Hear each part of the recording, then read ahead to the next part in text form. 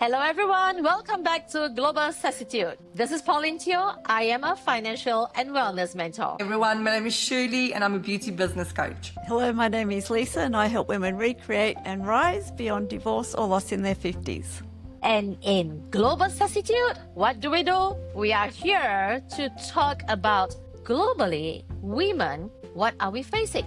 Because there are women in their 30s, 50s, which the three of us are in, beyond that as well. And we are having such busy lives. We are mother, daughter, wife, maybe some of you are single, even single, you are working, you take on different positions, and you may have a pet, you take care of your pets, and life, we have so many things to take care of as a woman. And as we age, we want to be wiser and not just growing old, right? So this is where we are coming from. We want to share with you more how as a woman we can live with not only wellness but also wisdom. So today we are going to share with you a topic which is on culture. Yeah, the cultural code.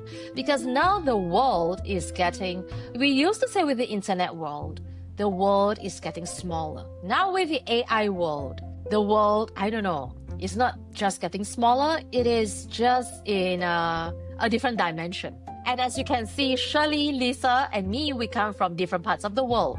Shirley comes from South Africa and moved over to New Zealand. Lisa is from Australia and I'm from Singapore, now living in Los Angeles, US. So we are kind of like in different parts of the world, but coming together.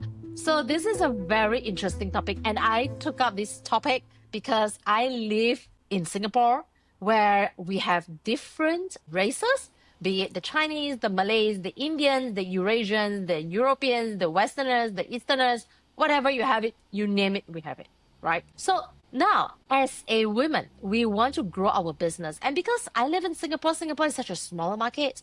When I grow my business, I can't just do it in Singapore. So I expand it to different parts of the Southeast Asia country. I've got 5 different offices, not only in Singapore, but also in Malaysia, Thailand, and also China as well. And I run my programs in 29 different cities in 5 different languages. Right now, with this global business, there is this thing on cultural. And you know what? When I was having meeting, a town hall, it's always so challenging because we speak different languages. So language in itself has already been a big problem. But of course, most of us will speak English, but not everyone is really good at it, right? So there's a lot of nuances. And still, even in the same country, I believe in Australia, in New Zealand, there are still different culture in different states. Whether it's on the northern side, southern side, there's still differences as well. So today we're going to talk about this topic, how each and every one of us could actually be more maybe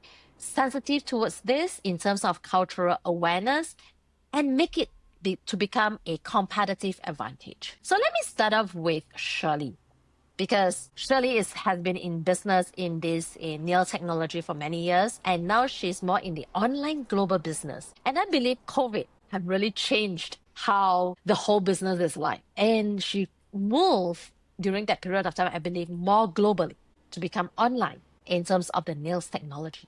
So you may want to share with us your take in terms of cultural awareness. What are the things that we need to take note of as women when we want to expand our businesses? Thank you so much. And 5 years ago, just before COVID, I would have probably said something completely different. Because during that time, that's when we actually immigrated to New Zealand. Coming from South Africa, let me tell you, we are resilient. We have to be. I think it's in our bones. And I would say that we should embrace our culture. We should embrace the fact how we grow up and how we authentically are, as people. I use my culture as my weapon and as my tool on a daily basis. Because one thing that I did find out when we moved to New Zealand, the culture is absolutely different here. And it's also, there's a big diversity of culture here in New Zealand. So it's Chinese, Vietnamese, Indian, there's so many people, Russian, Hungarian, there's a lot of different cultures here. And it makes it so interesting because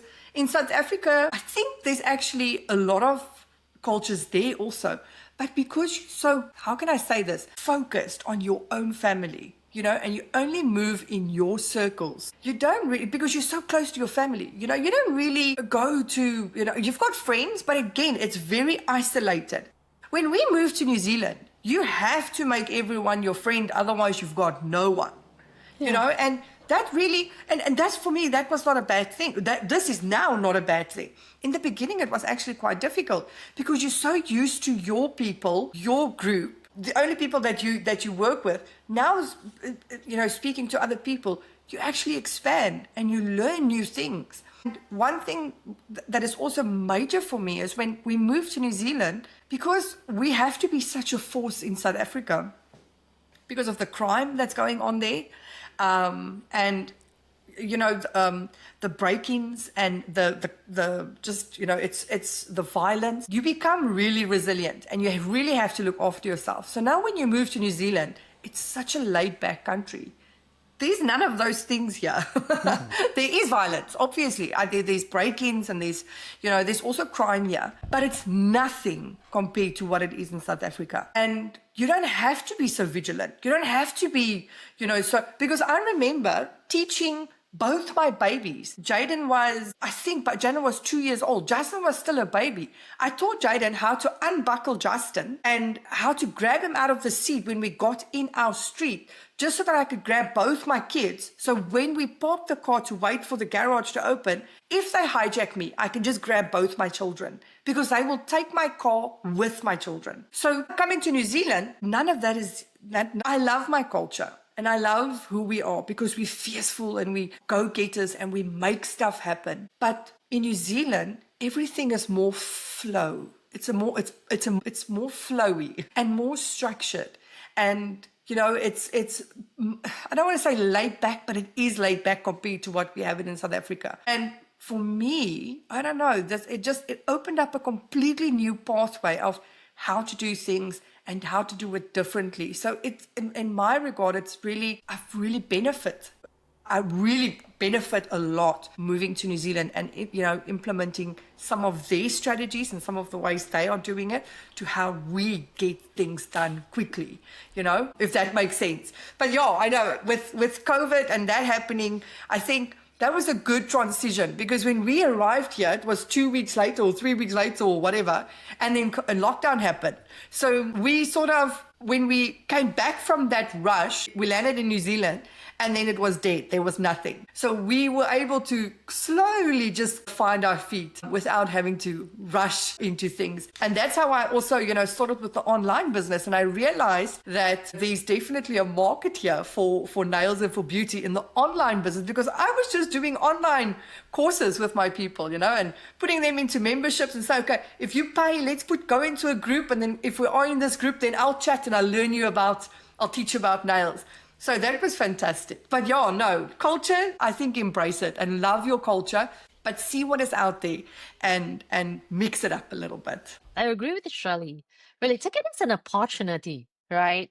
I think she's really great to be able to move from one part of the world to another part of the world. Yeah, South Africa and New Zealand, they are like really two totally different countries for her to live in, right? And there's a lot of adjustment. So she will be one of the best to actually share with us how it's like to adjust to a new culture. And that becomes probably an advantage for Shirley as well because of her understanding of the different culture. Now she's able to know how to adjust accordingly as an entrepreneur. So how about Lisa? I believe you have spoken to different ladies in the 50s. You have done so much of the marriages, divorce counseling. I believe there are different also partners of different culture coming together. Yeah. And I'm not sure whether when it comes to when you're counseling all these divorce cases, do they come from like different cultures and that actually cause marriage to really break down?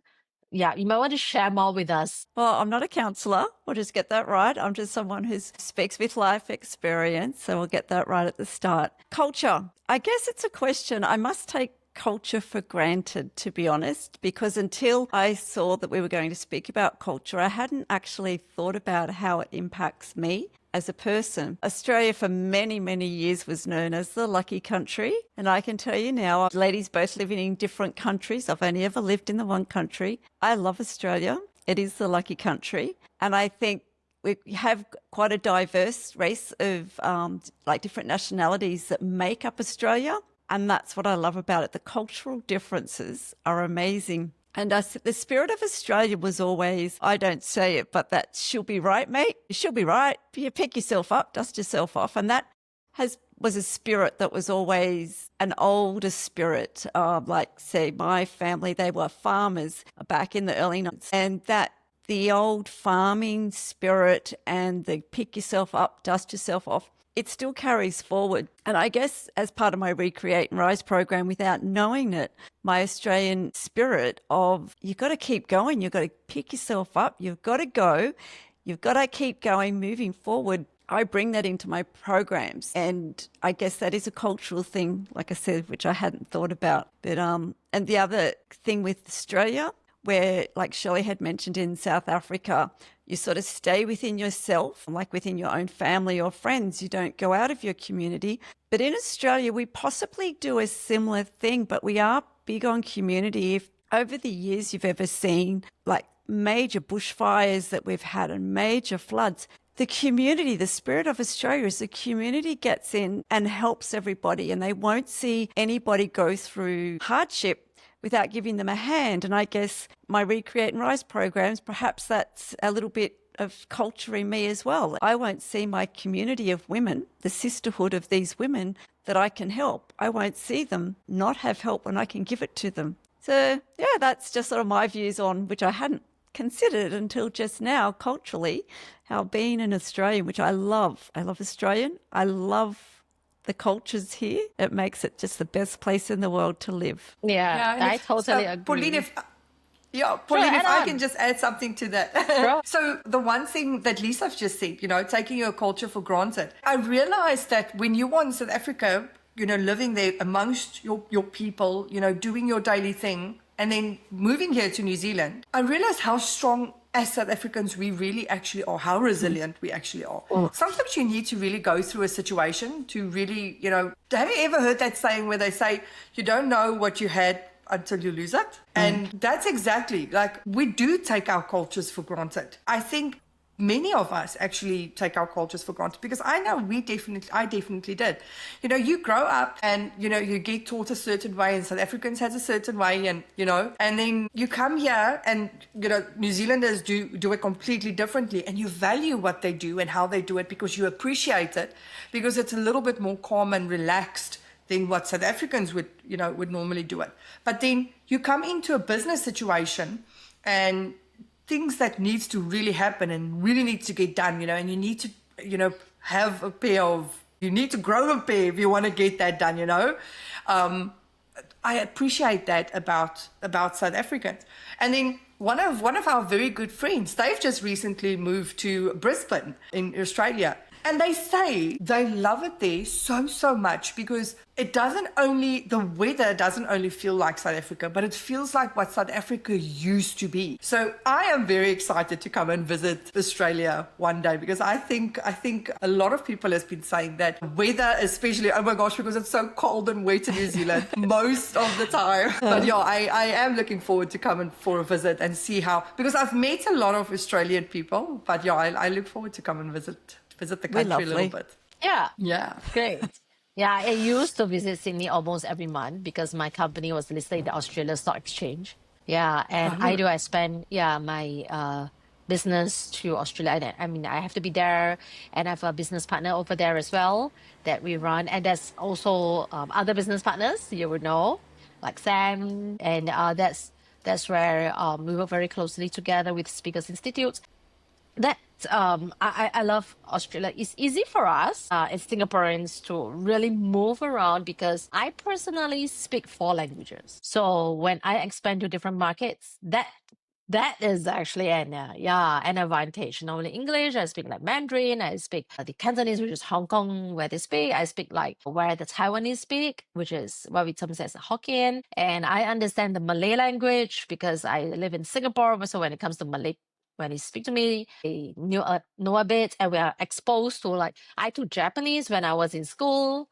kind of like, yeah. So this is where when it comes to languages and culture, that is the advantage that I have where I was born in, because in Singapore we don't have particular like culture. We are like a melting pot. Food wise, in terms of culture, we celebrate all the festivals. So we have when it comes to Christmas, we celebrate Christmas. When it comes to Chinese New Year, we celebrate Chinese New Year. When it comes to Malay New Year, we celebrate the Malay New Year. When it comes to the Indian Deepavali, we celebrate the Deepavali. So, and we celebrate Easter. So we celebrate everything, right? Yeah. So it is, I mean, it is so good to get to know the different culture, but still, even that, when I expand my business to the different culture, okay, just to give you an example, I have an office in Shanghai. Yeah, so I expand to China. Now, China is a big country. Even though I speak the language, my ethnicity is Chinese. Still, I tell you, there's so much of a cultural differences. When I go over there, the northern Chinese and the southern Chinese, they behave totally differently. Yeah. So one, they will share with you things that they will tell you directly. They're more direct. They share with you what they think.